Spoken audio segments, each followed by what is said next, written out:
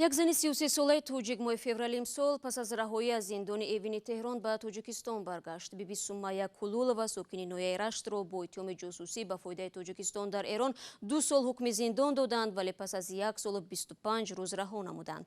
همکارم مومن احمدی همین قضیه را پیگیری داشت و از او میپرسم که دلیل چون جاسوس گمانبر شدن این زن توجیک در ایران چی بود؟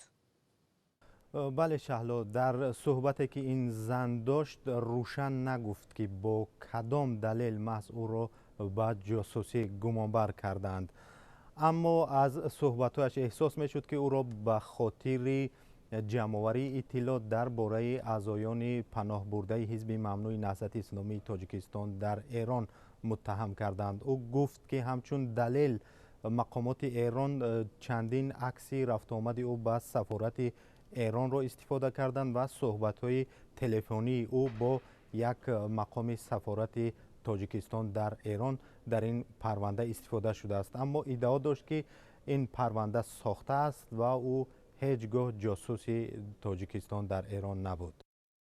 ببین مومن، اصلا وقتی یک نفر رو به جاسوسی متهم میکنند معمولا تحقیقات پرونده با پیشنهاد دلیل های شایع پیش می رود و فرد گمانبر را سالهای زیادی زندان در پیش است. اما با توجه به سرد شدن روابط تاجیکستان و ایران در چند سال اخیر احتمالیت جلوی سیاسی داشتن این قضیه وجود دارد؟ واقعا دلیل های زیاد برای یک نفر را متهم کردن به جاسوسی لازم است و از صحبتی که این زن داشت و از اون صحبتی که ما با مقامات تاجیکستان داشتیم، آنها گفتند که جاسوس بودن این اساس نداشت و هیچ دلیل جانب ایران برای گناهکار کردن این زن نداشت و 1 سال بیهوده این زن پشت میله های زندان روز خود را سپری کرد.